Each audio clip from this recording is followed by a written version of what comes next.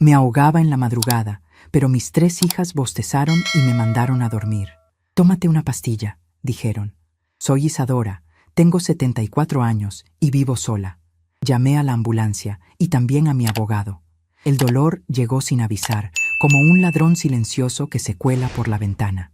Eran las 3 de la mañana y el silencio en mi casa era tan profundo que solo se escuchaba la estática bajita de mi vieja radio de transistores en la mesa de noche.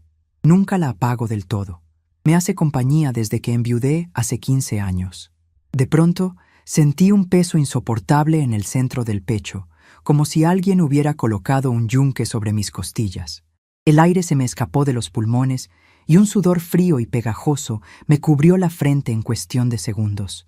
Traté de sentarme en la cama, pero el brazo izquierdo me pesaba de una forma extraña, con un hormigueo que me bajaba hasta la punta de los dedos. No soy una mujer que se asuste por cualquier cosa. Durante 40 años manejé junto a mi difunto esposo la ferretería La Fortaleza. He cargado cajas de herramientas, he lidiado con proveedores mañosos y he respirado polvo de cemento y solvente toda mi vida. Conozco mi cuerpo y sé distinguir entre un malestar estomacal y una verdadera emergencia. Esto era grave. Mi corazón estaba fallando. Con la mano derecha, que aún me respondía, alcancé mi teléfono celular. La pantalla brilló en la oscuridad, lastimándome los ojos. Busqué en mis contactos rápidos. Primero llamé a Valeria, mi hija mayor. Tiene 48 años, es corredora de bienes raíces y siempre se jacta de tener su teléfono encendido por si surge un negocio. El tono sonó 5 veces. A la sexta, contestó con voz pastosa y fastidiada. «Bueno, mamá, ¿sabes qué hora es?», dijo, sin siquiera un saludo. «Valeria», logré articular, con un hilo de voz que no parecía mío. «Me siento muy mal. Me duele el pecho. No puedo respirar. Ven a buscarme, por favor». Escuché un suspiro al otro lado de la línea. Un suspiro largo, cargado de impaciencia, seguido por el roce de las sábanas. «Ay, mamá, seguro cenaste pesado otra vez. Te dije que no comieras esos guisos tan tarde.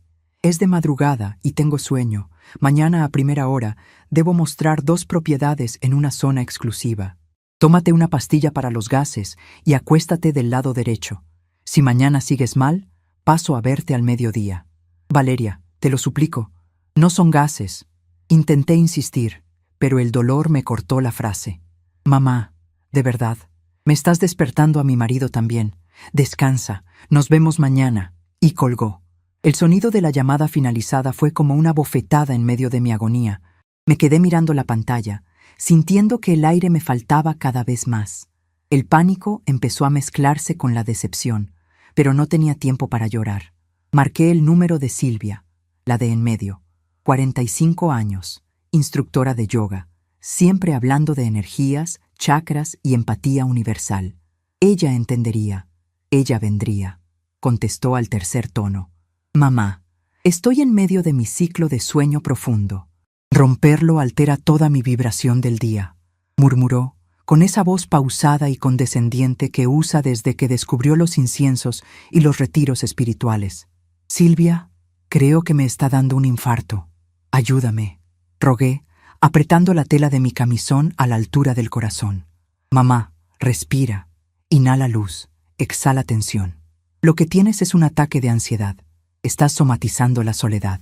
Tómate una pastilla, un relajante muscular de esos que te dio el doctor, o hazte un té de tilo. No te enganches con el miedo. Mañana te mando un audio con una meditación guiada. Duerme, por favor. Namaste». Cortó la comunicación. Me quedé sola otra vez, con el teléfono en la mano temblorosa y el yunque en el pecho volviéndose más pesado. 2 hijas, 2 negativas. Me quedaba Mónica, la menor. 40 años, soltera, trabajadora de una agencia de publicidad. Siempre fue la consentida, a la que le pagué los caprichos más caros porque nació cuando la ferretería ya daba buenas ganancias. Marqué su número casi a ciegas, porque la vista se me estaba nublando por el dolor y las lágrimas de impotencia. «¿Qué pasa?», contestó Mónica, arrastrando las palabras claramente molesta. «Hija, soy yo. Me estoy muriendo. Necesito ir al hospital». Un chasquido de lengua resonó en mi oído. «Ay, mamá, por Dios. Siempre exageras todo. Me tomé una pastilla para dormir hace 3 horas. Estoy dopada, no puedo manejar así. ¿Por qué no llamas a un Uber o a un taxi si tan mal te sientes? No me hagas sentir culpable a esta hora. Tómate una pastilla para el dolor y mañana vemos. Adiós. La línea volvió a quedar muerta. El silencio de la casa me envolvió por completo. Las 3 me habían negado el auxilio. Mis 3 hijas, las mismas a las que crié entre mostradores de madera y estanterías de metal.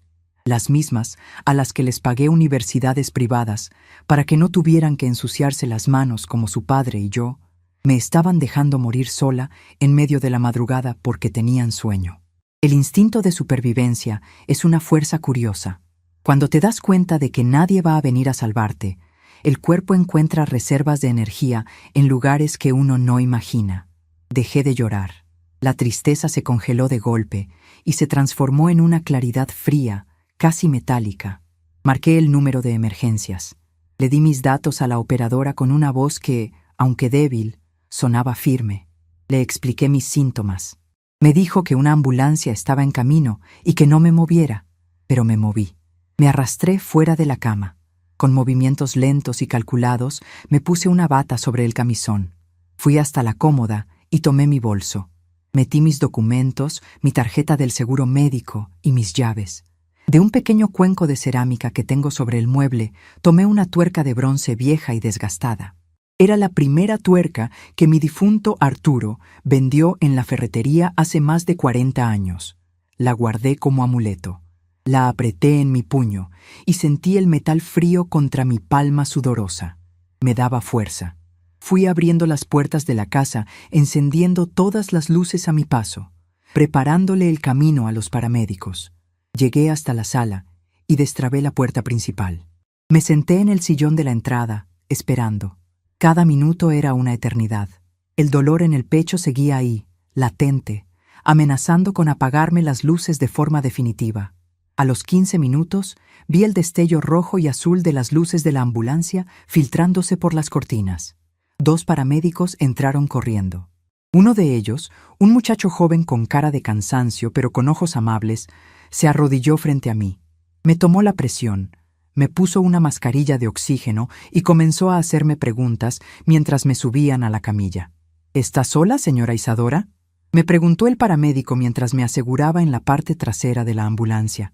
Sí, respondí, con la voz distorsionada por la mascarilla, completamente sola. El trayecto al hospital fue un torbellino de luces de calles vacías, el sonido penetrante de la sirena y el bamboleo del vehículo. Yo miraba el techo blanco de la ambulancia, sintiendo cómo el oxígeno frío me llenaba los pulmones a duras penas. En ese trayecto, mientras mi vida pendía de un hilo, mi mente estaba más lúcida que nunca. Repasé mi vida entera. Arturo y yo empezamos desde abajo. Al principio, la ferretería era solo un cuarto oscuro con estantes de madera reciclada. Trabajábamos de sol a sol. Yo llevaba las cuentas en una libreta de tapas duras, anotando cada clavo, cada litro de pintura que entraba y salía. Cuando nacieron las niñas, las crié detrás de ese mostrador. Crecieron viendo nuestro esfuerzo, pero nunca lo valoraron. Para ellas, la ferretería era un lugar sucio, un negocio de barrio que les daba vergüenza mencionar cuando llegaron a la secundaria. A medida que fuimos prosperando, Arturo y yo decidimos invertir el dinero en secreto. Compramos terrenos comerciales en los años 80, cuando esa zona de la ciudad no valía nada, pero que hoy es el centro financiero. Guardamos las escrituras y nunca dijimos una palabra. Las niñas siempre creyeron que todo nuestro patrimonio era esta casa y los ingresos de la ferretería, que vendí tras la muerte de Arturo. Les pagué sus bodas, sus enganches para sus primeros departamentos, sus viajes al extranjero. Les di una vida de reinas a costa de mis manos llenas de callos. Y ahora, esas 3 reinas no podían perder unas horas de sueño para llevar a su madre al hospital. Llegamos a urgencias. Me pasaron a un cubículo helado. Hubo un ajetreo de enfermeras, médicos, agujas en mis brazos, monitores pitando a mi alrededor. Me inyectaron medicamentos que me hicieron sentir un calor extraño recorriendo mis venas, aflojando lentamente el yunque que me aplastaba el pecho. El médico de guardia, un hombre mayor con ojeras profundas, se acercó a mi cama unas horas después, cuando ya el sol empezaba a asomarse por las ventanas del hospital. «Señora Isadora, ha tenido mucha suerte», me dijo, revisando mi expediente. Fue una angina de pecho severa, un aviso muy serio antes de un infarto masivo. Si hubiera tardado un poco más en llegar, o si hubiera ignorado el dolor, probablemente no estaría hablando conmigo ahora mismo. Estará en observación un par de días. Necesitamos hacerle estudios. ¿Hay algún familiar a quien debamos llamar? No, doctor, le contesté, acomodándome en la cama de sábanas ásperas. Yo me encargo de mis asuntos. El médico asintió, comprensivo, y se retiró. Me quedé sola en el cubículo. El reloj de la pared marcaba las 7:30 de la mañana. La ciudad ya estaba despierta. Mis hijas seguramente ya se estaban levantando de sus cómodas camas, tomando su café de grano, preparándose para sus vidas ocupadas y perfectas. Mi teléfono celular vibró sobre la pequeña mesa de metal junto a la cama. Lo tomé. Era un mensaje de WhatsApp de Valeria. «Mamá, ¿ya te sientes mejor?» Te lo dije. Seguro fue la cena. «Tómate un antiácido. Hoy tengo un día de locos. Te llamo en la noche». Minutos después, entró un mensaje de Silvia. «Espero que hayas podido meditar y soltar la angustia de la madrugada. Te mando mucha luz. Hoy tengo clases seguidas hasta las 6 de la tarde. Paso a verte el fin de semana». Y finalmente, Mónica. «Ma, qué susto anoche. Menos mal que no era nada. Me dejaste con dolor de cabeza. Hablamos luego. Tengo junta». Leí los 3 mensajes en silencio. No había preocupación genuina en sus palabras, solo una prisa enorme por justificar su abandono y seguir con sus rutinas. Se habían convencido a sí mismas de que yo era una anciana quejumbrosa y exagerada. Ni una sola de ellas se tomó la molestia de llamarme por teléfono para escuchar mi voz. Ni una sola preguntó si fui al médico. Asumieron que estaba en mi casa, en mi cama, curándome un dolor de estómago inventado. En el pasado, esto me habría destrozado. Habría llorado hasta quedarme sin lágrimas, culpándome por haber sido una mala madre, por no haber sabido sembrar amor en mis propias hijas. Habría justificado su actitud, pensando que de verdad estaban muy cansadas, que de verdad tienen vidas muy estresantes. Pero esa madrugada algo se había roto dentro de mí, y no fue el corazón. Fue la venda que tuve sobre los ojos durante décadas. Me di cuenta de la invisibilidad que llega con la vejez. Para mis hijas, yo ya no era Isadora, la mujer fuerte que levantó un negocio de la nada. Yo era un mueble viejo en sus vidas, una obligación molesta que solo debía hacer ruido cuando ellas lo permitieran. Pensaban que dependía de ellas, que mi mundo se reducía a las 4 paredes de mi casa y a las migajas de tiempo que ellas quisieran tirarme. Se equivocaban rotundamente. Metí la mano en el bolsillo de mi bata y toqué la tuerca de bronce. Esa pequeña pieza de metal me recordó de qué estaba hecha. Yo no era una víctima, era una constructora. Y así como había construido el patrimonio de la familia, podía desmantelarlo pieza por pieza. Ellas daban por sentado que la casa y los pocos ahorros que conocían pasarían a sus manos cuando yo muriera. Esperaban heredar la comodidad sin haber puesto un solo clavo. No sabían nada de las escrituras guardadas en la caja fuerte oculta en el sótano. No sabían que su madre, la mujer a la que mandaron a dormir con una pastilla, era dueña de 3 locales comerciales en la avenida más cara de la ciudad. No sabían de las cuentas de inversión que el difunto Arturo y yo alimentamos mes a mes durante 30 años. Acomodé las almohadas detrás de mi espalda para sentarme más recta. El dolor en el pecho había cedido, dejando en su lugar una energía renovada y afilada. Busqué en los contactos de mi teléfono hasta encontrar el número del licenciado Ernesto Montenegro, mi abogado de toda la vida, el hombre que llevaba los asuntos legales de la ferretería y que guardaba una copia de mi testamento original. Aquel testamento donde, ingenuamente, dividía todo en 3 partes iguales para mis amadas hijas. Miré la hora. Faltaban 10 minutos para las 8 de la mañana. Ernesto es un hombre de la vieja escuela. Siempre llega a su despacho a las 7 en punto. Presioné el botón de llamar. Al segundo tono, escuché su voz grave y formal. «Despacho del licenciado Montenegro. Buenos días». «Ernesto, soy Isadora», dije, con una voz que sonó más firme y clara de lo que había sonado en meses. «Isadora, qué sorpresa tan temprana. ¿Cómo estás, mujer? ¿A qué debo el honor de tu llamada a esta hora? Estoy en el hospital de urgencias, Ernesto. Pero no te asustes, estoy viva y coleando. Tuve una emergencia médica en la madrugada. Dios mío, Isadora, ¿quieres que vaya para allá? ¿Ya les avisaste a Valeria, Silvia y Mónica? Deben estar desesperadas. Esbocé una sonrisa fría, una sonrisa sin alegría, dibujada con pura determinación. Están muy ocupadas durmiendo, Ernesto, y así van a seguir. No las llames, no les avises nada. Te necesito aquí en cuanto puedas venir. Trae tu libreta de notas y mi expediente completo. Vamos a trabajar. ¿Trabajar? Isadora, estás en un hospital. Deberías estar descansando. ¿Qué es tan urgente? Apreté la tuerca de bronce en mi puño una vez más y miré hacia la ventana por donde entraba la luz clara de la mañana iluminando mi nueva realidad. Voy a cambiar mi testamento por completo, Ernesto, y no voy a dejarles ni un solo tornillo oxidado a mis hijas. Ernesto cruzó la puerta de mi cubículo en el área de urgencias exactamente a las 8:45 de la mañana. Lo vi entrar con su traje gris impecable, el maletín de cuero gastado aferrado en la mano derecha y una expresión de angustia que le arrugaba todavía más la frente. A sus 76 años, Ernesto sigue siendo un hombre de presencia imponente, pero los pasillos de un hospital tienen la extraña costumbre de encoger a las personas. Cuando me vio conectada a los monitores, con la bata descolorida y la vía intravenosa en el dorso de la mano, soltó un suspiro tembloroso. Se acercó a mi cama y me tomó de la mano libre con una suavidad exagerada, como si yo estuviera hecha de cristal a punto de romperse. «Guárdate esa cara de funeral, Ernesto», le dije antes de que pudiera pronunciar palabra. «Todavía no me van a enterrar. De hecho, me siento más viva que en los últimos 15 años». Él parpadeó, sorprendido por el tono de mi voz. Arrastró una silla de plástico metálico y se sentó a mi lado, colocando el maletín sobre sus rodillas. Me miró a los ojos y su expresión de lástima se transformó rápidamente en la mirada analítica del abogado implacable que siempre ha sido. Nos conocemos desde hace 4 décadas. Él redactó los primeros contratos de la ferretería La Fortaleza y me ayudó a lidiar con las deudas cuando Arturo falleció. Sabe perfectamente que no soy una mujer que hable por hablar. Me pidió que le contara todo, y lo hice. Le narré la madrugada entera, minuto a minuto. Le hablé del dolor aplastante en el pecho, del sudor frío, del miedo animal a morir sola en la oscuridad.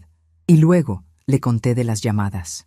Le repetí las palabras exactas de Valeria, quejándose por su sueño interrumpido y sus negocios de bienes raíces. Le mencioné la absurda respuesta de Silvia, con su tono zen y sus respiraciones de luz para curar lo que era claramente una falla cardíaca. Y finalmente le hablé del desprecio de Mónica, la niña de mis ojos, mandándome a tomar un taxi de madrugada porque estaba dopada con pastillas para dormir. Mientras yo hablaba, el rostro de Ernesto se iba endureciendo. Las mandíbulas se le tensaron y sus nudillos se pusieron blancos al apretar el asa de su maletín. Cuando terminé de hablar, el silencio en el cubículo solo era roto por el pitido rítmico del monitor cardíaco. «Es una infamia», murmuró Ernesto, negando con la cabeza. «Esas muchachas, Isadora, tú les diste todo. Arturo y tú se rompieron el lomo para que ellas tuvieran una vida de privilegios. Las mandaste a los mejores colegios, les compraste sus primeros autos, las apoyaste en cada capricho. ¿Cómo es posible que te hayan dejado a tu suerte de esta manera? Porque para ellas ya no soy una persona, Ernesto. Soy un estorbo». Me acomodé un poco más contra las almohadas, sintiendo el roce áspero de las sábanas del hospital. Esa era la verdad cruda y desnuda, la misma que me había negado a ver durante años. La vejez es una capa de invisibilidad que te cae encima sin que te des cuenta. Un día eres la matriarca, la que toma las decisiones, la que firma los cheques y resuelve los problemas. Y al día siguiente te conviertes en un mueble viejo en la esquina de la sala. Tus hijos empiezan a hablar más fuerte y más lento cuando se dirigen a ti, asumiendo que tu cerebro envejece al mismo ritmo que tus rodillas. Dejan de pedirte consejos y empiezan a darte órdenes disfrazadas de sugerencias médicas. Yo misma había permitido que me redujeran a esa caricatura de abuelita inofensiva. Cuando Arturo murió, el dolor me apagó. Vendí la ferretería porque no soportaba caminar por los pasillos sin él, oliendo el aserrín y el metal. Me refugié en mi casa, en mis rutinas silenciosas, en mi radio de transistores. Dejé que mis hijas tomaran el control de las conversaciones familiares.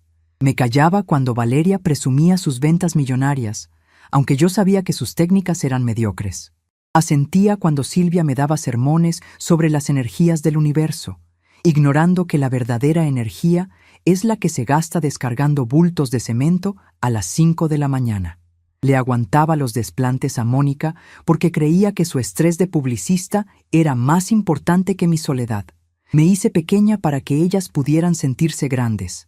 Y el resultado de esa sumisión voluntaria fue que, cuando mi corazón estuvo a punto de reventar, ninguna de las tres consideró que mi vida valiera una noche de mal dormir. Pero eso se acabó, le dije a mi abogado, mirándolo fijamente. Saqué la tuerca de bronce del bolsillo de mi bata y la puse sobre la pequeña mesa rodante, junto a mi vaso con agua. El metal oscuro y gastado contrastaba violentamente con la blancura estéril del hospital. Abre el maletín, Ernesto. Vamos a hacer un inventario de mis recursos. Quiero saber exactamente con qué municiones contamos para esta guerra silenciosa. Ernesto sonrió de medio lado. Esa era la Isadora que él conocía. La mujer que negociaba precios de mayoreo con proveedores machistas que intentaban estafarla por ser mujer. Abrió los cierres metálicos y sacó una carpeta gruesa de color manila. La abrió sobre sus piernas y sacó un par de anteojos de lectura del bolsillo de su saco. Muy bien, repasemos la situación patrimonial, dijo con voz profesional. Empecemos por la fachada. Tus hijas creen que tu único patrimonio es la casa donde vives, en el barrio de las Bugambilias. Una casa grande, bien ubicada, sin hipoteca. También saben de la cuenta de ahorros tradicional del Banco Nacional, que actualmente tiene fondos suficientes para mantenerte con comodidad unos 10 años más, asumiendo gastos médicos regulares. Asentí. Eso era lo que ellas veían. El espejismo perfecto de una viuda de clase media alta, acomodada pero sin grandes lujos. Valeria incluso había llevado a un valuador a la casa a mis espaldas hace un par de años, fingiendo que era un amigo suyo interesado en la arquitectura de la zona. Yo me di cuenta de sus intenciones, pero no dije nada.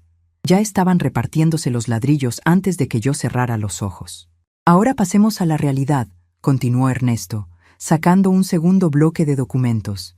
Estos impresos en papel de seguridad con sellos notariales. El secreto mejor guardado de Arturo y tú.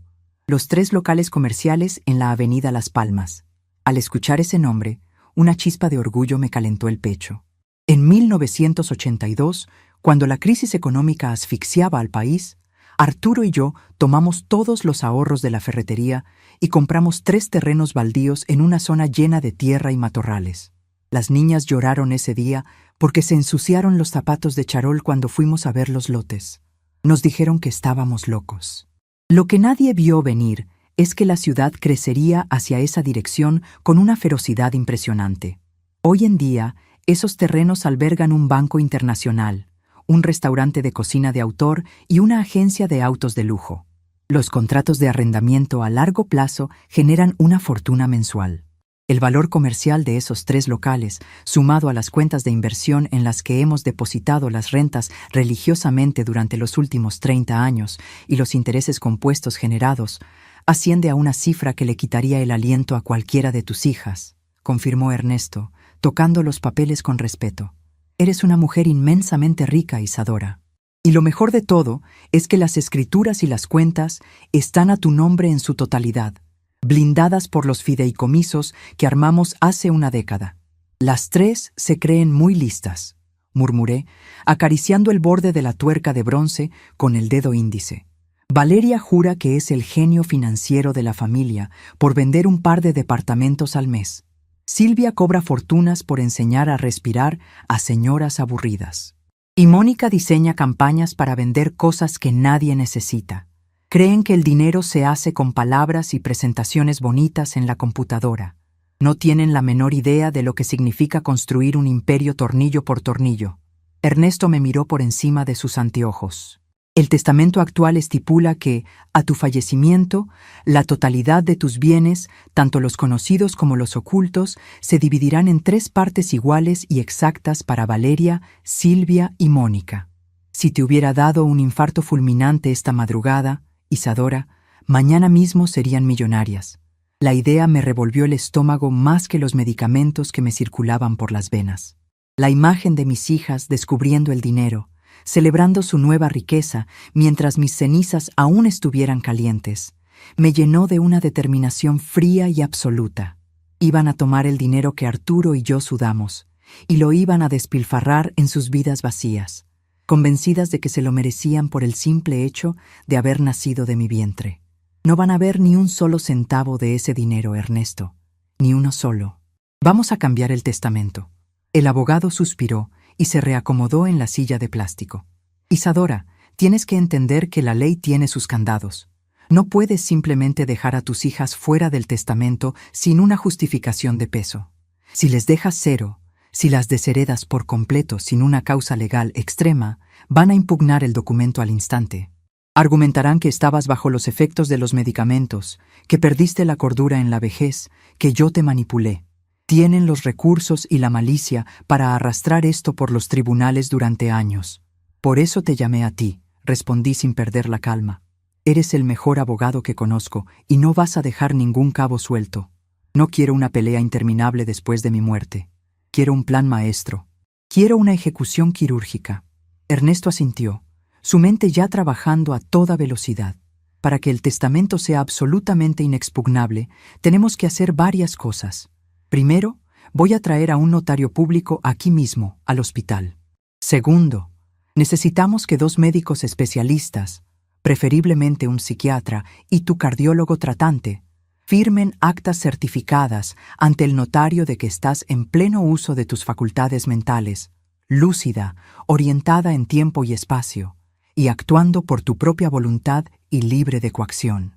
Todo el proceso será grabado en video. Me parece perfecto. Que traigan las cámaras y a los médicos. Mi mente está más afilada que un cuchillo nuevo. Tercero, continuó Ernesto, bajando la voz por instinto, aunque estábamos solos en el cubículo. No podemos dejarlas en cero absoluto en el documento final, porque eso les da motivos para alegar demencia senil o influencia indebida. Tienes que dejarles algo que las mantenga atadas al testamento y que valide el documento ante cualquier juez. Me quedé mirando el techo blanco del hospital, procesando la información. Tenía que dejarles algo, una migaja legal para evitar que devoraran el pastel completo. Una sonrisa lenta y carente de toda dulzura se dibujó en mis labios. El plan empezó a tomar forma en mi cabeza, encajando a la perfección como los engranajes de un reloj fino. Les voy a dejar la casa de las bugambilias, dije con voz firme. Ernesto frunció el ceño, claramente decepcionado. ¿La casa? Isadora, esa propiedad vale bastante dinero. Es un regalo enorme para alguien que te negó auxilio en una emergencia médica. Pensé que querías darles una lección. Les daré la casa, pero no será tan sencillo. Lo interrumpí, levantando una mano. Les voy a dejar la propiedad en copropiedad indivisible, partes iguales. Las 3 tendrán que ponerse de acuerdo para venderla, alquilarla o habitarla. Y conociendo a mis hijas, sé que eso será un infierno. Valeria querrá demolerla para hacer departamentos, Silvia querrá convertirla en un centro holístico y Mónica querrá venderla rápido para gastarse el dinero. Se van a destrozar entre ellas por esos ladrillos, pero esa es solo la distracción, el hueso para que los perros se peleen. El abogado me miró con una mezcla de respeto y asombro. Empezó a anotar rápidamente en su libreta de cuero negro. ¿Y qué haremos con el verdadero patrimonio? ¿Los locales comerciales y las cuentas de inversión? Si no se lo dejas a ellas, tienes que nombrar beneficiarios claros. Vamos a crear una fundación, Ernesto. La Fundación Arturo e Isadora. Quiero que tomes todo el dinero líquido y los títulos de propiedad de los locales de la Avenida Las Palmas y los traspases a un fideicomiso irrevocable en vida. Yo seré la presidenta vitalicia y tú el administrador principal. Cuando yo falte, los ingresos generados por esas propiedades y los rendimientos de las cuentas se usarán exclusivamente para otorgar becas completas a jóvenes de escasos recursos que quieran estudiar oficios técnicos. Ernesto dejó de escribir y me miró a los ojos. Había un brillo de humedad en los suyos. Oficios técnicos, repitió en un susurro. Así es. Plomería, electricidad, carpintería, albañilería, mecánica. Vamos a pagarles los estudios, a comprarles las herramientas. a darles un capital semilla para que abran sus propios negocios. Quiero que el dinero de la fortaleza vuelva a las manos de gente trabajadora, gente que se ensucia las manos, que se levanta de madrugada, que sabe el valor de un peso sudado. Jóvenes como éramos Arturo y yo hace 40 años, cuando nadie daba un centavo por nosotros. «Es una obra maestra, Isadora», dijo Ernesto, cerrando la libreta con un golpe seco que resonó en la habitación. «Un fideicomiso en vida es prácticamente intocable. Una vez que las propiedades salgan de tu patrimonio personal y pasen al fideicomiso de la fundación, ya no formarán parte de la masa hereditaria. Cuando tus hijas lean el testamento, la verdadera fortuna ya estará a salvo, blindada por la ley comercial, y ellas solo tendrán una casa vieja por la cual matarse». El plan estaba trazado, los recursos evaluados y reasignados. Sentí una liberación absoluta, como si el oxígeno de la mascarilla finalmente llegara hasta el último rincón de mis pulmones. La anciana invisible, la vieja molesta que solo servía para tomar pastillas y no dar problemas, había muerto esa madrugada. En su lugar, resurgía la mujer de negocios, la estratega implacable que construyó una vida desde los cimientos. «Haz las llamadas, Ernesto. Trae al notario y a los médicos hoy mismo. No voy a salir de este hospital hasta que mi firma esté estampada en cada uno de esos documentos». Ernesto se puso de pie, guardó sus cosas en el maletín y se acomodó el saco. Me hizo una ligera reverencia, un gesto de respeto genuino que no veía desde los tiempos en que yo dirigía las reuniones de proveedores en la ferretería. «Vuelvo al mediodía con el equipo completo, Isadora. Descansa un poco y prepárate. Hoy vamos a hacer historia». Salió del cubículo con paso firme, dejándome a solas con el zumbido de los aparatos médicos. Tomé la tuerca de bronce, sintiendo su peso sólido y real en mi palma. Mis hijas creían que podían apagarme enviándome a dormir en medio de la agonía, pero lo único que habían logrado era despertar a una fuerza que no estaban preparadas para enfrentar. El reloj de pared de la habitación del hospital marcaba las 12:15 del mediodía cuando la puerta se abrió de par en par. Habían pasado apenas unas horas desde que Ernesto salió con su maletín gastado, y ahora regresaba escoltado por un pequeño ejército. No traían armas, pero las herramientas que cargaban eran mucho más letales. Carpetas de argollas, sellos de goma, cámaras de video y un fajo de hojas impresas con una letra minúscula y apretada. Al frente de la comitiva venía el licenciado Villalobos, un notario público al que conozco desde hace 20 años.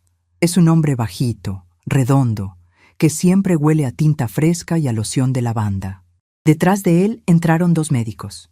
Uno era el doctor Ramírez, el cardiólogo de guardia que me había salvado la vida en la madrugada, y la otra era una mujer joven de mirada penetrante y libreta en mano, la psiquiatra del hospital. Ernesto cerró la puerta con cuidado, asegurándose de que nadie en el pasillo pudiera escuchar. Corrió las cortinas de la ventana, bloqueando la luz directa del sol, y dándole a la habitación un aire de búnker estratégico. Me acomodé en la cama, ignorando el tirón de la vía intravenosa en el dorso de mi mano. Me sentía cansada. Sí, pero era un cansancio físico. Mi mente operaba con la precisión de un reloj suizo. «Isadora», dijo Ernesto, acercándose al pie de mi cama. «Aquí estamos. El licenciado Villalobos ya tiene redactados los documentos del fideicomiso irrevocable y la nueva versión de tu testamento. Pero antes de que pongas tu firma en un solo papel, necesitamos cumplir con el protocolo legal al pie de la letra. No vamos a dejar ni una grieta por donde tus hijas puedan meter un cincel». Asentí con lentitud, paseando la mirada por los rostros de los presentes. La psiquiatra, la doctora Mendoza, dio un paso al frente. Tenía una voz suave pero firme, de esas que no aceptan rodeos. «Señora Isadora, mi trabajo aquí es certificar que usted se encuentra en pleno uso de sus facultades mentales. Le haré algunas preguntas de rutina y luego conversaremos un poco sobre las decisiones que está a punto de tomar. Todo esto quedará grabado en video, con su permiso, para el archivo notarial. Encienda esa cámara, doctora», le respondí, acomodando mi barbilla con orgullo. «No tengo nada que esconder. Las que viven en las sombras son otras». El asistente del notario colocó un pequeño tripié a los pies de mi cama y encendió una cámara digital. La luz roja de grabación parpadeó, marcando el inicio de mi rebelión oficial. La doctora Mendoza empezó con las preguntas básicas. Mi nombre completo, mi fecha de nacimiento, la fecha del día de hoy, el nombre del presidente en turno. Respondí a cada una con una claridad absoluta, sin titubear. Luego me pidió que contara hacia atrás desde 100 restando de 7 en 7. Lo hice con la misma rapidez con la que solía calcular los impuestos de la ferretería a fin de mes. «Excelente», dijo la psiquiatra, anotando en su libreta. «Ahora, señora Isadora, hablemos de los motivos. Usted está a punto de transferir la inmensa mayoría de su patrimonio a un fideicomiso para una fundación, dejando a sus 3 herederas directas únicamente con una propiedad en copropiedad indivisible. Es un cambio drástico. ¿Alguien la está obligando a hacer esto? ¿Siente algún tipo de presión por parte de su abogado o de terceros?» Miré directamente al lente de la cámara. Quería que mi respuesta quedara grabada en piedra, para que el día de mañana, si a mis hijas se les ocurría sentarse frente a un juez a llorar lágrimas de cocodrilo, tuvieran que escuchar mi voz desde la tumba. «Nadie me obliga, doctora. Actúo por mi propia voluntad. Durante toda mi vida fui una constructora. Junto a mi difunto esposo, construí un negocio desde los cimientos. Trabajé hasta que las manos me sangraron para darles a mis 3 hijas una vida de comodidades absolutas. A cambio, esta madrugada, cuando mi corazón falló y me estaba ahogando en mi propia cama, las llamé pidiendo auxilio. Las 3 me negaron la ayuda. Las 3 me mandaron a tomar una pastilla para que no interrumpiera su sueño. Hice una pausa, sintiendo cómo el ambiente en la habitación se volvía pesado. El notario bajó la mirada, incómodo ante la crudeza de mi relato. «Si yo hubiera dependido de mis hijas, doctora, hoy estaría en la morgue, no en esta habitación. Me di cuenta de que mi patrimonio no puede quedar en manos de personas que desprecian el esfuerzo y que carecen de la más básica compasión humana. El dinero que forjamos en la ferretería La Fortaleza volverá a las manos de gente trabajadora, de jóvenes que necesiten herramientas para salir adelante.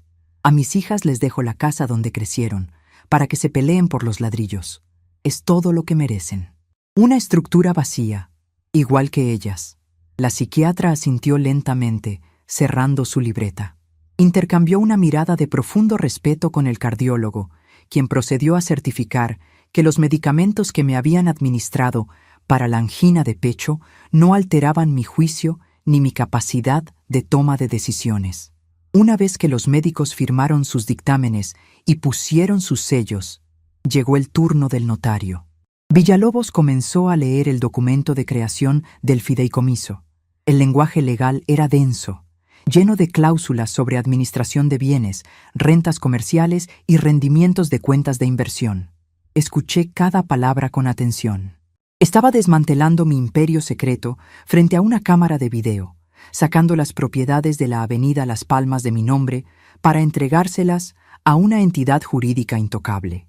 ¿Comprende usted, señora Isadora, que al firmar este fideicomiso irrevocable, usted pierde la propiedad directa sobre estos bienes líquidos e inmuebles y que estos no podrán ser reclamados por ninguna de sus descendientes bajo ninguna circunstancia? Preguntó el notario, ajustándose los lentes sobre el puente de la nariz. «Lo comprendo perfectamente», respondí. El asistente me acercó una tabla de soporte con los documentos y una pluma de tinta negra.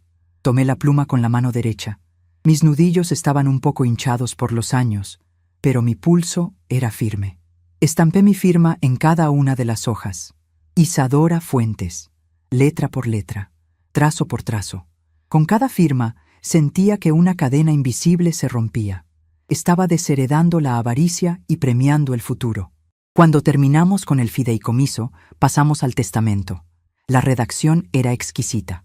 Ernesto había incluido una cláusula donde se especificaba que, si alguna de mis hijas intentaba impugnar la voluntad sobre la casa de las bugambilias, perdería automáticamente su tercio en favor de las otras 2.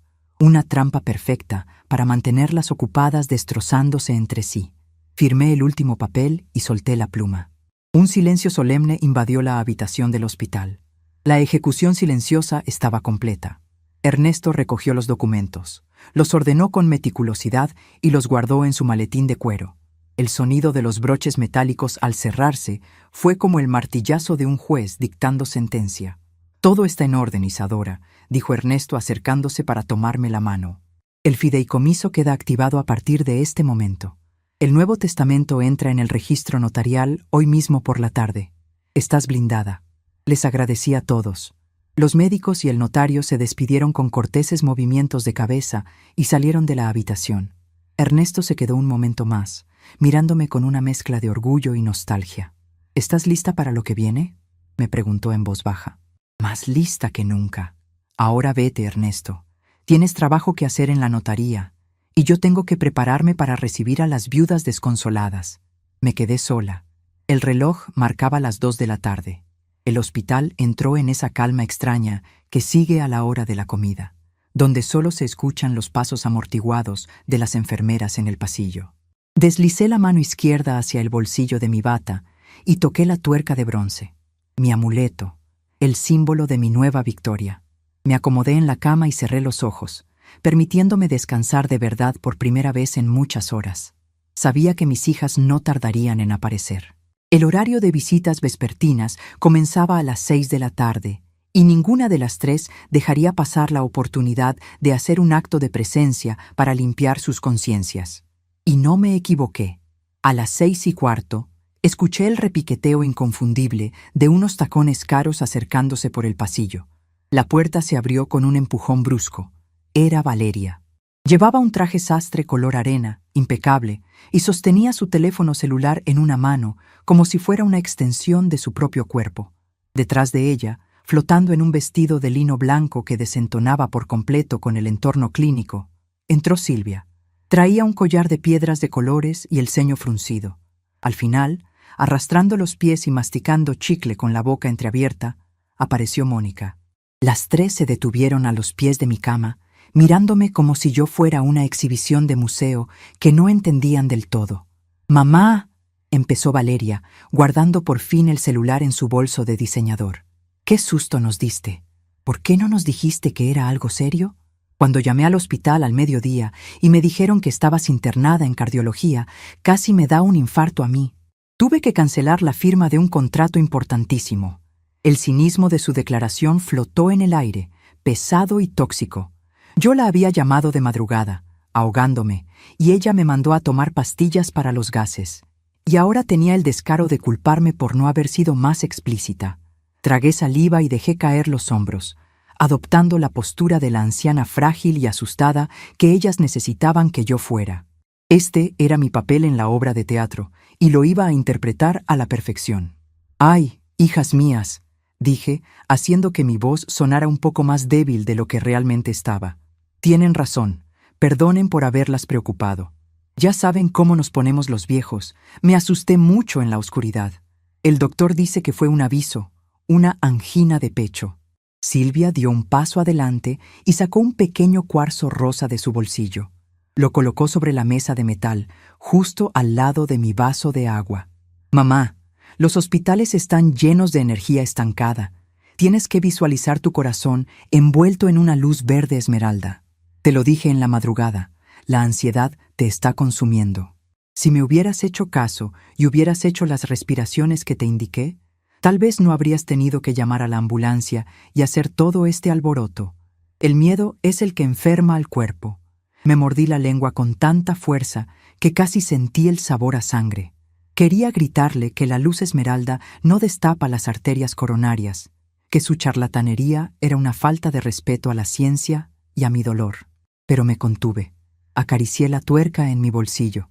Ellas no sabían que la mujer a la que estaban sermoneando acababa de arrebatarles el futuro que daban por sentado. «Sí, Silvia, tienes razón.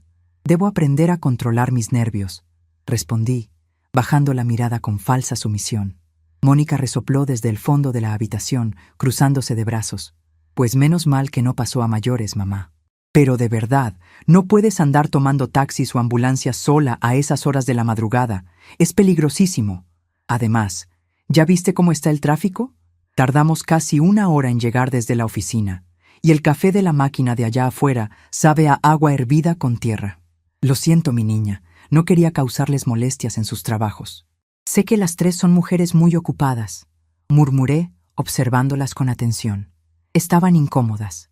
Se movían de un pie al otro, mirando el reloj de la pared, evitando el contacto visual prolongado conmigo o con los monitores que seguían registrando mis latidos.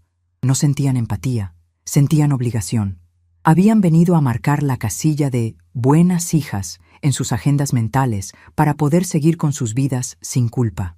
Valeria se acercó un poco más a la cama, bajando el tono de voz a un nivel que pretendía ser confidencial, pero que resumaba interés calculador. Oye, mamá, y hablando de molestias, ya sabes que mis comisiones de bienes raíces de este mes se atrasaron por culpa de un cliente moroso. ¿Cómo vas a pagar todo esto? Estar internada en este hospital privado no es barato. ¿Tu seguro de gastos médicos cubre todo o vas a tener que sacar de la cuenta de ahorros del banco? Esa era la verdadera preocupación de Valeria. Temía que mi enfermedad empezara a mermar la herencia que ella ya consideraba suya. Temía que mis días en observación le costaran los billetes que ya tenía gastados en su imaginación. La miré a los ojos. Detrás de su maquillaje perfecto y su ceño fruncido por la falsa preocupación, vi la misma codicia que veía en los contratistas tramposos que intentaban robarme material en la ferretería hace 30 años. Esbocé una sonrisa cansada, una sonrisa que no llegó a mis ojos. No te angusties por el dinero, Valeria. Todo está cubierto. Mis asuntos financieros están en perfecto orden. No van a tener que poner ni un solo peso de sus bolsillos, se los garantizo. Todo está exactamente donde debe estar. Valeria soltó un suspiro de alivio tan evidente que resultó grotesco. Silvia asintió, satisfecha de que el universo, o en este caso, mi cuenta bancaria, estuviera proveyendo. Mónica volvió a sacar su celular, escribiendo un mensaje de texto a toda velocidad, probablemente quejándose con alguna amiga sobre lo aburrido que era visitar enfermos. La conversación decayó rápidamente. Ninguna de las tres me preguntó cómo se sentía el dolor. Ninguna me preguntó si tenía miedo de morir. Se limitaron a hablar del clima, del tráfico insoportable de la ciudad y de sus propios problemas cotidianos, compitiendo entre ellas para ver quién tenía la vida más estresante. Yo las escuchaba en silencio, asintiendo de vez en cuando, dándoles por su lado. Era una sensación liberadora. Ya no me dolía su indiferencia. La decepción se había transformado en una claridad absoluta. Las estaba observando desde una posición de poder absoluto que ellas ni siquiera sospechaban. Creían que estaban lidiando con una anciana indefensa y dependiente, cuando en realidad estaban frente a la arquitecta de su inminente ruina financiera. Apenas pasaron 35 minutos cuando Valeria volvió a mirar su reloj de pulsera con exageración. Bueno, mamá, te vemos muy repuesta, gracias a Dios. Pero nosotras tenemos que irnos. Mi marido me está esperando para cenar y Mónica tiene que preparar una presentación para mañana temprano. Mañana te mandamos un mensajito para ver a qué hora te dan de alta. Sí, mamá. Descansa mucho. Te dejo el cuarzo aquí. No lo vayas a mover. Absorbe las malas vibras, añadió Silvia, dándome un beso al aire sin atreverse a tocar mi piel de hospital. Chao, ma. Que te mejores, dijo Mónica desde la puerta, sin levantar la vista de la pantalla de su teléfono. Vayan con Dios, hijas. Gracias por venir. Cuiden mucho sus trabajos. Les respondí con una voz dulce y empalagosa. Salieron de la habitación en fila india, envueltas en sus nubes de perfume caro y prisa urbana. La puerta se cerró detrás de ellas, y el silencio de la habitación volvió a abrazarme, esta vez sin el peso del abandono. Saqué la mano del bolsillo de mi bata y puse la pequeña tuerca de bronce sobre la mesa de metal, justo al lado del ridículo cuarzo rosa de Silvia. El mineral de mi hija era un adorno inútil que prometía magias falsas. Mi tuerca era una pieza de ingeniería real, diseñada para unir estructuras pesadas y soportar presiones extremas. Mis hijas se habían marchado creyendo que tenían el control de la narrativa, convencidas de que su futuro estaba asegurado bajo las faldas de una madre complaciente. No sabían que el testamento ya estaba firmado, que la bomba ya estaba plantada en los cimientos de su codicia, y que el reloj, silencioso e implacable, había comenzado su cuenta regresiva. Regresé a mi casa en la colonia Las Bugambilias 2 semanas después de mi alta del hospital. El aire en la sala se sentía distinto, más ligero, como si alguien hubiera abierto las ventanas de par en par después de años de encierro. Caminé a paso lento pero seguro hasta la mesa de centro, y coloqué mi vieja tuerca de bronce justo al lado del florero. Ese pequeño trozo de metal desgastado ya no era solo un recuerdo de mi difunto Arturo, era mi ancla, la brújula que me había sacado de la ceguera. Durante esos 15 días de convalecencia, mis 3 hijas hicieron exactamente lo que yo sabía que harían: brillar por su ausencia. Valeria me mandó a su asistente un par de veces con caldos desabridos comprados en una fonda. Silvia me llenó el teléfono de audios con cantos de ballenas y mantras tibetanos que nunca escuché. Mónica, la más descarada, ni siquiera llamó. Se limitó a mandarme un mensaje de texto con un emoticón de unas manos rezando. Creían que yo estaba débil, sentada en mi sillón, marchitándome en silencio. No tenían la menor idea de que, mientras ellas seguían con sus vidas vacías, mi abogado Ernesto y yo estábamos terminando de ajustar los engranajes de una maquinaria legal perfecta.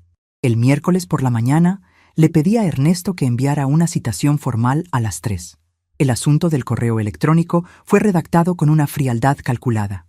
Convocatoria para lectura de disposiciones patrimoniales y testamento en vida de la señora Isadora Fuentes. La respuesta no se hizo esperar.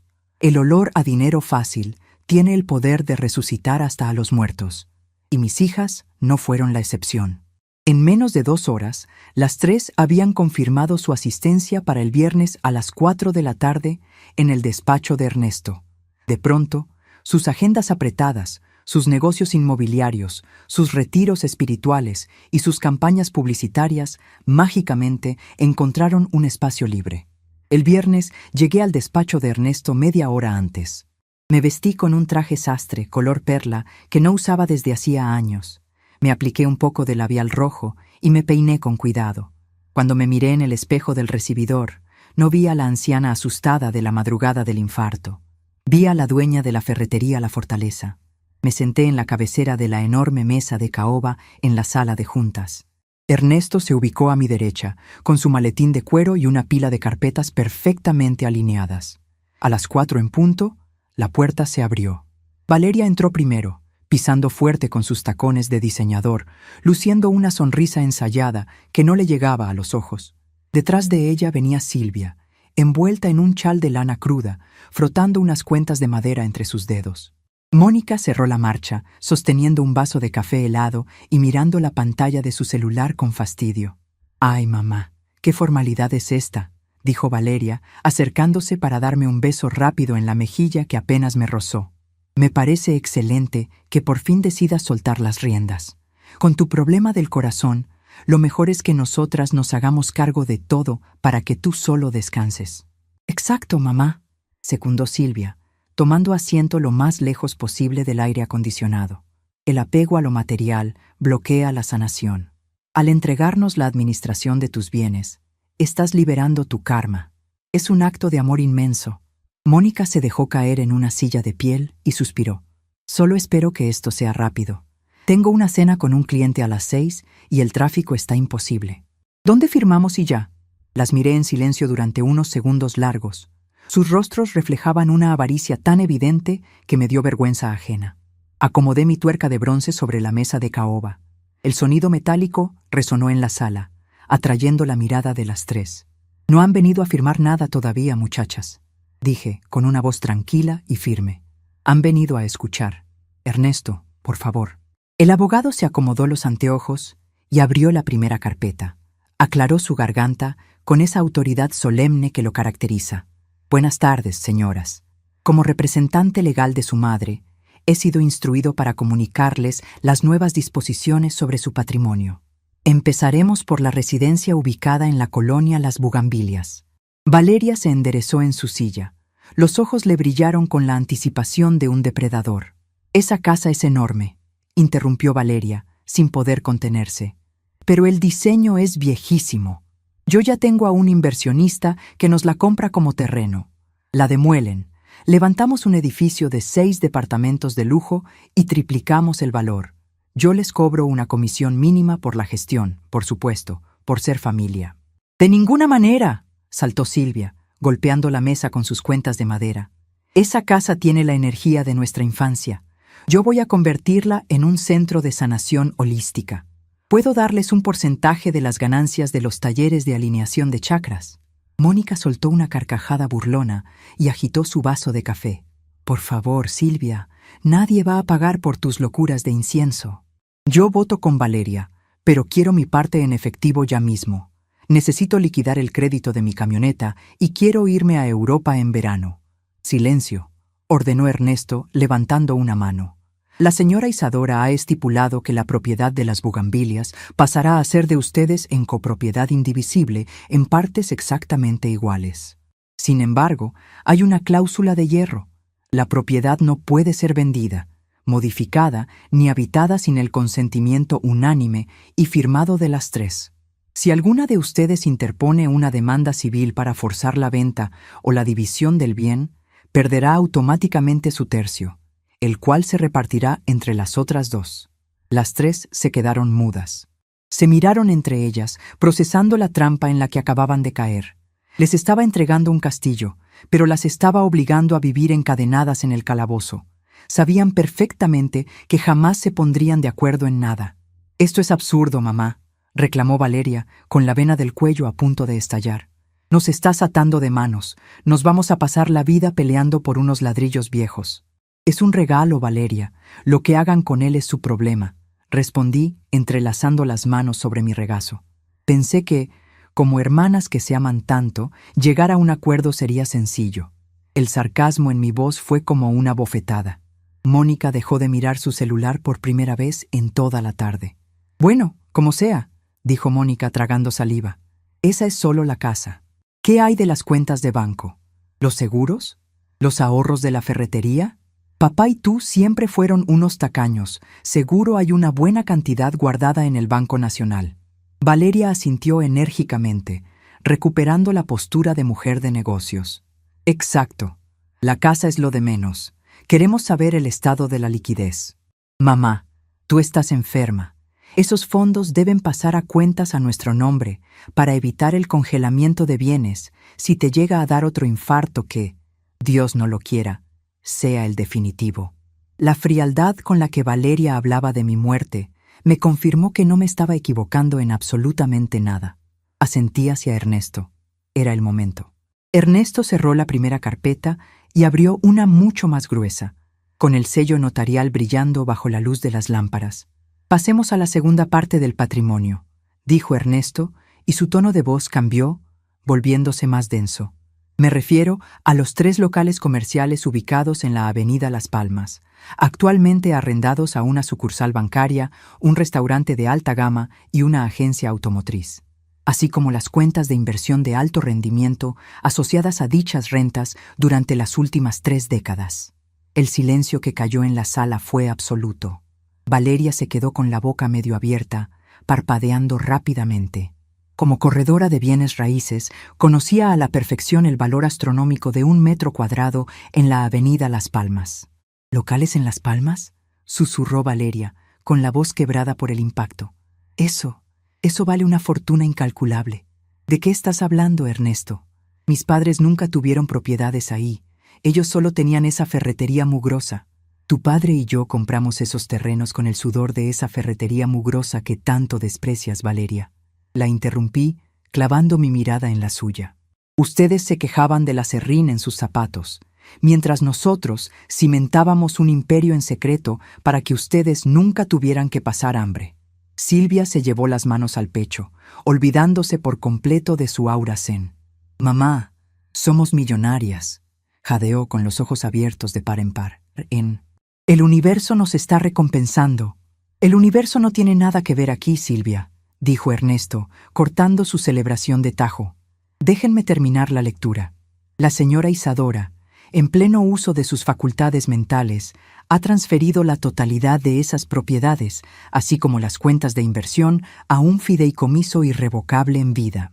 «¿Qué significa eso en español?», exigió Mónica, poniéndose de pie de un salto, tirando su vaso de café que se derramó sobre la alfombra. «Significa que yo ya no soy la dueña legal de esos bienes, y ustedes tampoco lo serán jamás», respondí yo misma, poniéndome de pie lentamente, apoyando mis manos sobre la mesa. «Todo ese dinero y esas propiedades pertenecen ahora a la Fundación Arturo e Isadora.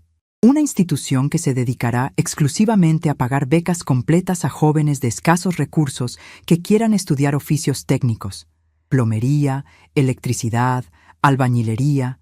Todo el dinero irá para ellos. Para ustedes, mis amadas hijas, hay exactamente 0 centavos. La sala estalló. Las 3 empezaron a gritar al mismo tiempo. Valeria golpeaba la mesa exigiendo ver los documentos. Mónica maldecía pateando la silla. Y Silvia sollozaba diciendo que yo estaba poseída por entidades oscuras. «¡Estás loca!», gritó Valeria, perdiendo todo el glamour. «Te volviste loca por los medicamentos. Vamos a impugnar esto. Voy a contratar a los mejores abogados de la ciudad y voy a demostrar que perdiste la cabeza. Te voy a declarar interdicta, mamá. No nos puedes robar lo que es nuestro». Ernesto no dijo una palabra. Simplemente tomó un control remoto de la mesa y encendió la pantalla plana que colgaba en la pared del fondo de la sala. La imagen apareció nítida.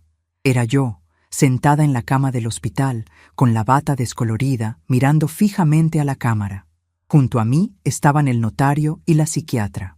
El audio inundó la habitación, silenciando los gritos de mis hijas de inmediato. «Nadie me obliga, doctora. Actúo por mi propia voluntad». Se escuchaba mi propia voz desde la pantalla, resonando con una claridad aplastante. Esta madrugada, cuando mi corazón falló y me estaba ahogando en mi propia cama, las llamé pidiendo auxilio. Las 3 me negaron la ayuda. Las 3 me mandaron a tomar una pastilla para que no interrumpiera su sueño. Vi cómo el color desaparecía del rostro de Valeria. Silvia se tapó la boca con ambas manos. Mónica se dejó caer en la silla, temblando. «Si yo hubiera dependido de mis hijas», continuaba mi voz en el video, «hoy estaría en la morgue, no en esta habitación. El dinero que forjamos volverá a las manos de gente trabajadora. A mis hijas les dejo la casa donde crecieron, para que se peleen por los ladrillos. Es todo lo que merecen. Una estructura vacía, igual que ellas». El video terminó y la pantalla se fue a negro. Ernesto apagó el televisor y cruzó las manos sobre su maletín. «Como pueden ver», dijo el abogado con una calma letal, «tenemos actas notariales, evaluaciones psiquiátricas y testimonios médicos que blindan este fideicomiso de manera absoluta. Cualquier intento de demanda será desechado de inmediato por cualquier tribunal. El patrimonio está sellado, la voluntad de su madre es ley». El silencio que siguió fue diferente al anterior. Ya no era un silencio de asombro ni de codicia. Era el silencio de la derrota absoluta. Era el sonido de 3 castillos de naipes derrumbándose al mismo tiempo. Valeria me miró. Ya no había altivez en sus ojos, solo un terror profundo y una comprensión tardía. Por primera vez en décadas, no vio a una anciana a la que podía manipular. Vio a la mujer que había construido todo lo que ella deseaba y que con un solo movimiento se lo había arrebatado para siempre. «Mamá», susurró Mónica, con lágrimas verdaderas resbalando por sus mejillas. «Por favor, no nos hagas esto. Somos tu sangre. Te pedimos perdón. Yo estaba muy cansada esa noche. No sabía lo que decía. El cansancio se cura durmiendo, Mónica. La falta de corazón no tiene cura». Le respondí, tomando mi tuerca de bronce y apretándola en mi puño. Caminé hacia la puerta de la sala de juntas. Mis pasos eran firmes. Mi respiración era profunda y constante. Mi corazón, aquel que había amenazado con rendirse semanas atrás, latía ahora con un ritmo poderoso e invencible. «La reunión ha terminado», anuncié desde el umbral, sin voltear a mirarlas. «Pueden quedarse a discutir cómo van a dividirse los ladrillos de la casa. Yo tengo una fundación que dirigir y muchos jóvenes a los que ayudar. Si me disculpan, tengo cosas importantes que hacer». Salí del despacho dejando atrás sus llantos y reclamos, caminando hacia la calle donde el sol de la tarde brillaba sobre la ciudad, iluminando el camino de mi verdadera libertad. Salí a la calle y el sol de las 5 de la tarde me pegó directo en la cara. El calor se sintió como un abrazo genuino, muy distinto al frío esterilizado de la clínica o al aire acondicionado del despacho de Ernesto. Caminé por la acera con un ritmo que no me reconocía desde hacía al menos 20 años. La pesadez en mis piernas había desaparecido y el yunque que me aplastó el pecho aquella madrugada de terror era ahora solo un recuerdo médico en mi expediente. Metí la mano en el bolsillo de mi chaqueta y acaricié la tuerca de bronce. El metal estaba tibio. Yo estaba viva, y por primera vez en mi existencia era verdaderamente libre. El peso de la maternidad malentendida es una losa que las mujeres cargamos en silencio. Nos enseñan que dar la vida por los hijos es el único camino, que debemos vaciarnos por completo para que ellos se llenen y que, si al final nos dejan solas, debemos agachar la cabeza y justificar su abandono diciendo que así es la ley de la vida. ¡Qué mentira tan más grande y destructiva! Esa tarde, mientras escuchaba los claxones de los autos y el bullicio de la ciudad, comprendí que mi mayor acto de amor propio fue haberles quitado a mis hijas el biberón de oro que las mantenía idiotizadas. Han pasado 8 meses desde aquella lectura del testamento y la activación del fideicomiso. 8 meses en los que mi vida dio un giro tan radical que, si me viera en un espejo del pasado, no me reconocería. Las noticias sobre el infierno que se desató en la casa de las bugambilias me llegan de vez en cuando a través de Ernesto o de algunas vecinas chismosas que todavía me llaman para ponerme al tanto. Mi plan maestro funcionó con una precisión que da miedo. Valeria, en su desesperación por monetizar la propiedad, llevó a un grupo de inversionistas para mostrarles el terreno. Silvia se enteró, llegó corriendo y se atrincheró en la puerta principal quemando manojos de salvia, gritando que el terreno era un santuario de sanación y espantando a los compradores con sus alaridos sobre energías parasitarias. Mónica, furiosa por la pérdida del negocio, contrató a un cerrajero y cambió las chapas de la puerta trasera para no dejarlas entrar. Pero Valeria regresó con la policía argumentando su derecho de copropietaria. Hoy en día, la casa tiene 3 candados diferentes en la reja principal. Ninguna puede entrar sin la llave de las otras 2, y como se odian profundamente y se han bloqueado en sus teléfonos, la propiedad está vacía, llenándose de polvo y maleza. Los recibos de agua y luz se acumulan bajo la puerta porque ninguna quiere poner un solo peso que beneficie a las demás. Se están devorando vivas por un cascarón de ladrillos, exactamente como lo predije. Están atrapadas en el calabozo de su propia avaricia, mientras la verdadera fortuna, el dinero líquido y los rendimientos de la avenida Las Palmas fluyen como un río caudaloso hacia donde de verdad importa. Yo, por mi parte, no me quedé sentada en un sillón a tejer chambritas ni a esperar a que la muerte volviera a tocar mi puerta. A los 15 días de haber firmado los papeles, Ernesto y yo constituimos legalmente la Fundación Arturo e Isadora. No quise unas oficinas lujosas en un corporativo de cristal. Eso era para gente como mis hijas, que viven de las apariencias. Renté un galpón inmenso en un barrio popular de la ciudad, un lugar con techo de lámina, pisos de cemento pulido y paredes anchas. Lo pintamos, lo iluminamos con lámparas industriales y lo llenamos de escritorios de metal y pizarrones. El primer día que entré a ese galpón remodelado, el olor a pintura fresca y a metal me hizo llorar. Era el mismo olor de la ferretería La Fortaleza. Sentí que Arturo estaba parado junto a mí, poniéndome una mano pesada y callosa sobre el hombro, aprobando cada uno de mis movimientos. Mi rutina cambió por completo. Ya no soy la anciana invisible que espera a que sus hijas le tiren una migaja de su tiempo libre. Me levanto todos los días a las 6 de la mañana. Me preparo una taza de café negro, fuerte, sin azúcar. Me pongo mis pantalones de gabardina, mis zapatos cómodos de suela de goma y manejo mi propia camioneta hasta la fundación. A las 8 de la mañana, mi escritorio ya está lleno de expedientes. No son expedientes médicos, son solicitudes de becas. Cientos de jóvenes de los barrios más duros de la ciudad han venido a tocar nuestra puerta. Muchachos y muchachas que tienen las manos rasposas y la mirada hambrienta de oportunidades. Cuando los entrevisto, no les pregunto por sus chakras ni por sus estrategias de marketing.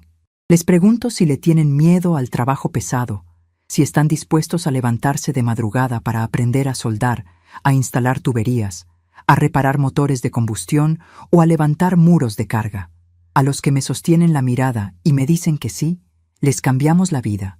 Ayer, por ejemplo, tuve en mi oficina a un muchacho llamado Leonel, 19 años, huérfano de padre, con unos zapatos de lona tan gastados que se le asomaban los dedos.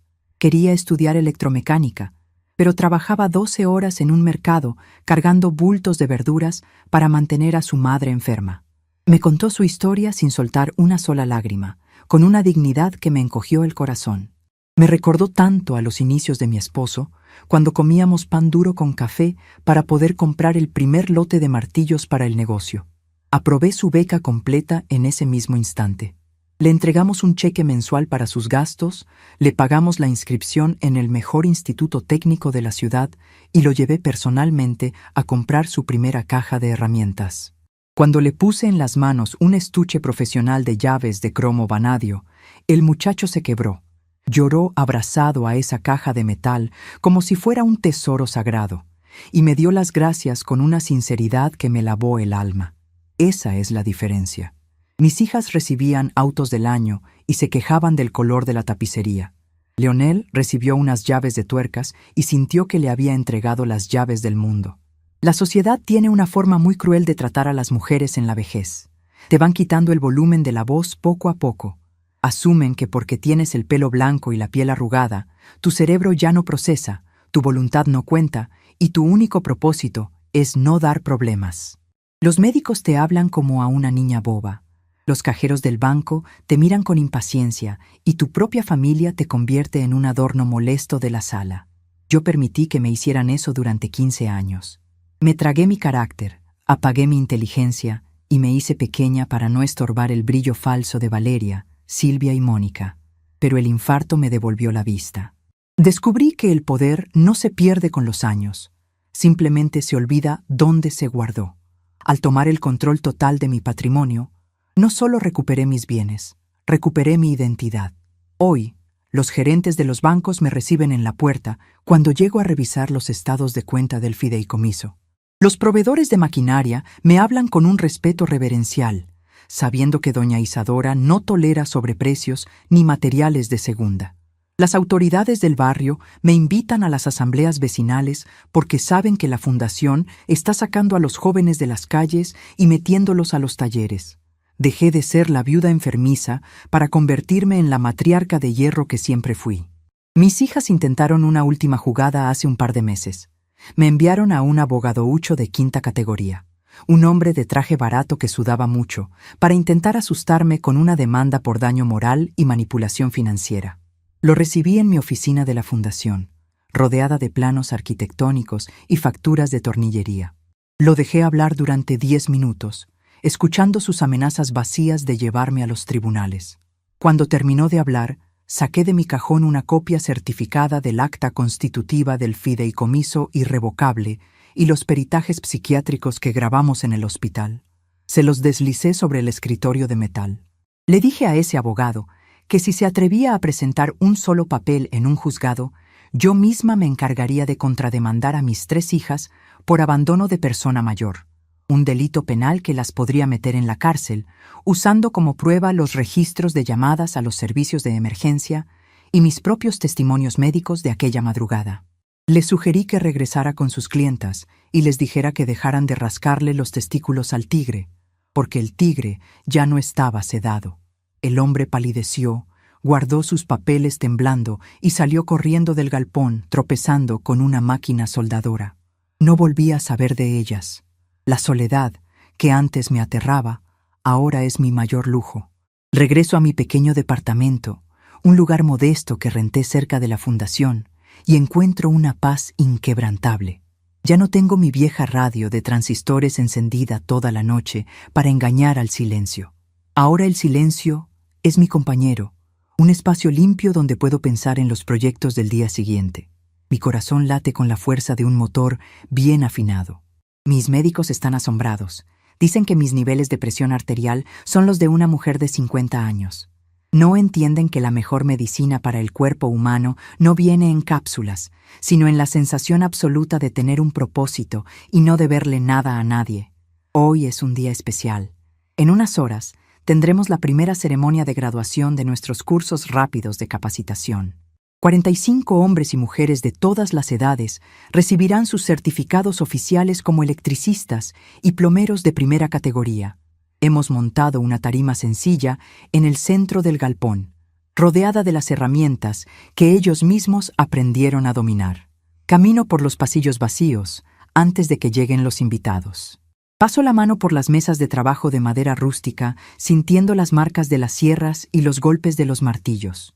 Cada cicatriz en estas mesas es una prueba de esfuerzo, de sudor, de gente que decidió no rendirse. Es el legado perfecto. Si mis hijas estuvieran aquí, fruncirían la nariz por el olor a grasa y se taparían los oídos por el ruido de las cortadoras de metal. Me llamarían tonta por regalar mi dinero a extraños en lugar de pagarles a ellas sus viajes a Europa o sus retiros de silencio en las montañas. Pero ellas ya no importan. Son fantasmas de una vida pasada, sombras en una casa abandonada y cerrada con 3 candados de odio mutuo. Las amé profundamente. Les di todo lo que el dinero pudo comprar, pero fracasé en darles la única lección que importaba: el respeto por el esfuerzo ajeno. Al quitarles la herencia, les di su primera clase de realidad. Si sobreviven a ella, tal vez algún día aprendan a ganarse el pan con sus propias manos. Si no, no es mi problema. Yo ya pagué mi cuota. Ernesto llega al galpón antes que nadie. Entra caminando con su andar pausado, apoyándose en un bastón elegante que empezó a usar hace poco. Me ve de pie frente a la tarima y sonríe ampliamente, levantando su maletín a modo de saludo. «Estás radiante, Isadora», me dice, acercándose a mí. «Pareces 10 años más joven. Es el olor a aserrín, Ernesto. Me quita las arrugas mejor que cualquier crema cara», le respondo, dándole un abrazo apretado y sincero. Él ha sido mi cómplice, mi estratega y el amigo más leal que me dejó Arturo. Revisé los números del fideicomiso esta mañana, comenta, sacando un sobre manila de su maletín. Las rentas de los locales de la avenida Las Palmas subieron un 12% por el ajuste anual de inflación. Tenemos capital de sobra para abrir 50 becas más el próximo semestre, y nos alcanza para equipar el taller de torno y fresadora que querías. Asiento con la cabeza, sintiendo una satisfacción profunda que me calienta el pecho. 50 vidas más. 50 familias que tendrán un oficio digno para llevar comida a sus mesas. Empiezan a llegar los graduados con sus familias. El galpón se llena rápidamente de risas, de murmullos emocionados, de niños corriendo entre las máquinas apagadas y de mujeres con lágrimas de orgullo en los ojos.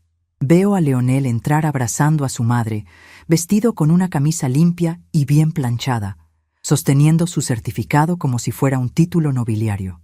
Cuando me ve, levanta la mano y me saluda con un respeto absoluto. Me acerco al podio de madera que armaron los muchachos de carpintería.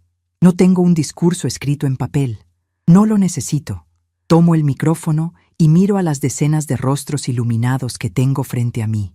Rostros morenos, cansados pero esperanzados. Son mi verdadera herencia. Les hablo desde el corazón. Les cuento brevemente sobre la ferretería La Fortaleza, sobre cómo Arturo y yo empezamos vendiendo clavos sueltos y alambre de púas. Les digo que el dinero rápido es una ilusión que corrompe el alma, pero que la riqueza que se construye con las manos propias es una fortaleza que nadie puede derribar. Les exijo que sean honestos en sus trabajos, que no cobren de más a los ignorantes, que hagan reparaciones que duren toda la vida. Les digo que hoy salen de aquí no solo como técnicos, sino como constructores del futuro de esta ciudad. El aplauso que estalla en el galpón es ensordecedor. Es un trueno de manos gruesas y callosas, chocando entre sí. Ernesto aplaude desde la primera fila, asintiendo con la cabeza. Yo sonrío, y por primera vez en muchos años, mi sonrisa me llega hasta el fondo de los ojos, borrando cualquier rastro de la amargura que me ahogaba aquella madrugada de mi infarto. Bajo de la tarima y me mezclo entre ellos, estrechando manos, recibiendo abrazos apretados que huelen a loción barata y a esfuerzo puro. Me siento útil, me siento poderosa, me siento exactamente donde debo estar.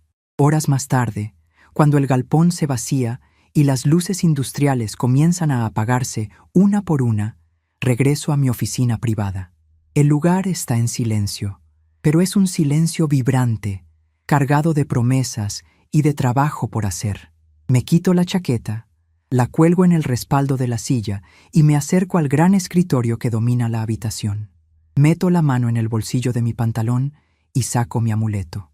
El peso del metal oscuro es la constante matemática que reescribió mi historia. Acomodé la tuerca de bronce sobre mi nuevo escritorio de roble, sabiendo que el mejor imperio que construí no fue el que les negué a mis hijas, sino el que le devolví a los que verdaderamente saben usar las manos.